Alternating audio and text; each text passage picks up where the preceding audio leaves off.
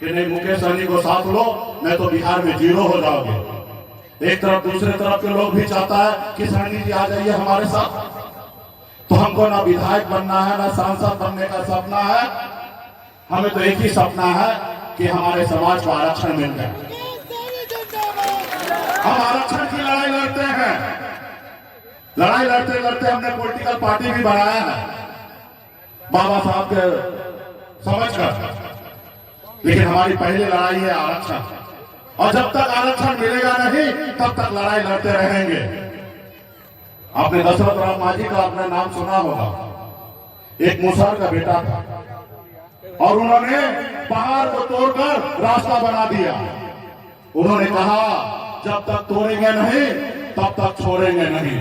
उसी तरीके से हम लोग भी जब तक आरक्षण ना ले लेंगे तब तक छोड़ेंगे नहीं साथियों, तब तक छोड़ेंगे नहीं। अभी तो हमारे पास पावर नहीं है, बहुमत नहीं है, तो दूसरे से मांगते हैं, लेकिन एक समय आएगा कि आपके पास पावर होगा, बहुमत होगा। आपने देखा ना 40 विधायक था मेरे पास, लेकिन 74 से कम नहीं था। बिहार में हमारे दम पर सहयोग में बिहार में सरकार बना था। अगर हम समर्थन नहीं देते तो बिहार में सरकार नहीं बनता, लेकिन बिहार में काम तो है नहीं। आरक्षण तो भारत सरकार को काम है करना, लेकिन आप और हम जागरूक होंगे यूपी बिहार झारखंड में तो अपने दम पर कम से कम 25 से 30 सांसद हम बना सकते हैं साथियों, 25 से 30 सांसद बना सकते हैं। जिसके साथ जाएंगे वो 60 लोकसभा सीट जीत सकता है, और जिनके दुश्मन बना लेंगे वो 60 लोकसभा हार सकता है। दिल्ली जो है वो लंदन से भी ज्यादा दूर हो जाएगा। ये ताकत हमारे पास है, सिर्फ जरूरी है लालू जी के लोग जैसे सोचते हैं वैसे आपको सोचना पड़ेगा। जैसे बहन मायावती जी के लोग उनके पार्टी के बारे में सोचते हैं वैसे आपको सोचना पड़ेगा। और जिस रोज ये सोचने लगेगा उस रोज आपका 2 दर्जन सांसद होगा, और जब दिल्ली में सरकार बनाना होगा तो लोग आएंगे आपके दरवाजे पे कि सहनी जी हमारे साथ सरकार बनाइए। और उस समय आप कहिएगा कि भाई सरकार बनाएंगे, तुम बनोगे प्रधानमंत्री, तो हमको क्या, हमारे लोग के लिए आरक्षण लागू कर दो। तो कहेगा हाँ आप आइए और लागू कर लीजिए। तो ये इसके लिए इंतजार करना, इसके लिए अपने वोट को ताकत को बना के रखना। वो लोग नहीं चाहता है कि गरीब मछुआरा का बेटा सर उठा दीजिए, वो यही चाहता है कि हजारों साल से निषाद का बेटा गुलाम बन के रहा, हमारे पैरों तले दबा रहा, ये सर उठा के कैसे जी रहा है। आपने देखा ना, पहली बार 4 विधायक बनाए, अपने लोगों के लिए काम कर रहे थे, लेकिन उसको अच्छा नहीं लगा। वो देखा कल तक जो लोग हमारे खेत में काम करता था आज मालिक कैसे बन रहा है, इसको रोको। अगर मुकेश सहनी को नहीं रोक पाओगे, इसके पास 10% वोट है, और ये अगर नहीं रुकेगा तो आने वाले समय में लालू प्रसाद यादव जी के जैसे बिहार का मुख्यमंत्री बन जाएगा। इसको रोको। और इसीलिए उन्होंने हमारे विधायक को खरीद कर हमें सत्ता से बाहर कर दिया। तो इसलिए साथियों वो नहीं चाहता है कि आप मालिक बनिए, वो चाहता है कि आज तक आप गुलाम बने हैं और आने वाला 100 साल तक आप गुलाम बने रहिए।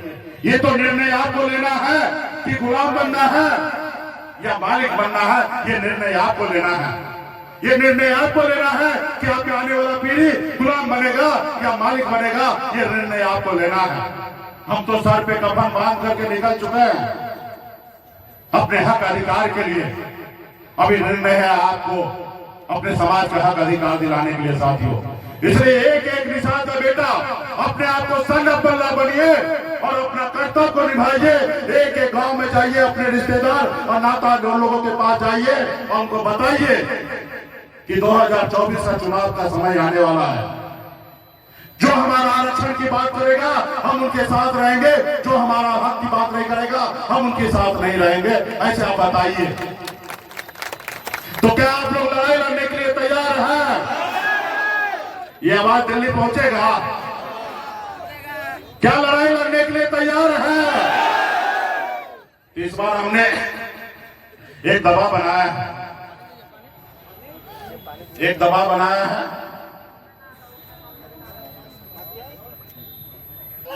क्या है कि दिल्ली वाले को गलत फहमी, उसको लगता है कि निषाद का बेटा है, गरीब है, हमेशा वोट इनका खरीदते आए हैं, फिर चुनाव का समय आएगा फिर वोट खरीद लेंगे। जो वोट 500 रुपए में बिक सकता है और हम 500 रुपए में खरीद सकते हैं, तो इसका अधिकार क्यों दे? उनको गलत फहमी है।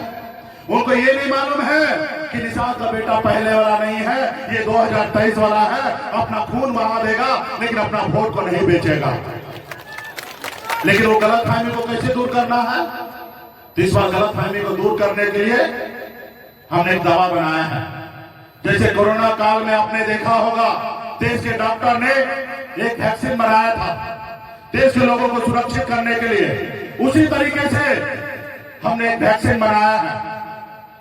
आप जितना वैक्सीन यहाँ लगाइएगा उतना मोदी जी का कुर्सी हिलेगा, और जितना मोदी जी का कुर्सी हिलेगा उतना वो डरेंगे, और जितना वो डरेंगे उतना जल्दी आपका आरक्षण लागू कर देगा। तो क्या आप लड़ाई लड़ने के लिए तैयार है ना? तो वैक्सीन का क्या नाम है मालूम है?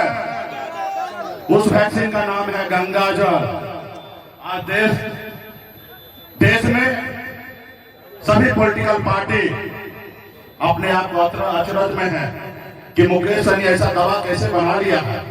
अब निषाद समाज तो हाथ में गंगा जल लेकर संकल्प ले लिया है कि अपने बच्चे का हक अधिकार के लिए लड़ाई लड़ेंगे।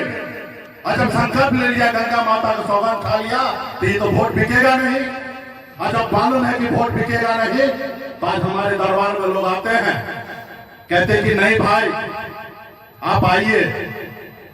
अरे भाई हम लोग तो स्कूल खानदान के लोग हैं, केवट महाराज के वंशज हैं। हम लोग तो भगवान राम को पार लगाए थे। जो हमारे नाव पे बैठेगा वही पार होगा, जो हमारे नाव पे नहीं बैठेगा वो पार नहीं होगा। साथियों, पार नहीं होगा। और नाव पे बैठने से पहले तो भाई कुछ देना पड़ेगा। वो पहले वाला केवट महाराज हम नहीं है कि भाई राम जी को बैठा लिए, पार कर दिए, और बाबा को बोले सिर्फ प्रभु आपको हम यहाँ पार लगाए, आप हमको वहां पार लगाइएगा। हम अभी उधारी में काम करने वाले नहीं हैं। हम तो कहेंगे भाई कि नाव पे बैठना है तो पहले आरक्षण लागू करो, तब नाव पे बैठोगे। नहीं तो बहुते ग्राहक बैठा है, इंडिया गठबंधन वाला भी बैठा है, उनको बैठा के लेके जाएंगे, पार लगाएंगे, और जब उनको पार लगाएंगे तो उनसे आरक्षण भी ले लेंगे। और आप तो भी आप पावर में हो, आप तो 2 मिनट में कर सकते हो आरक्षण। और जब आप आरक्षण नहीं कर सकते हो तो आपसे कोई दोस्ती नहीं होगा, कोई दोस्ती नहीं होगा।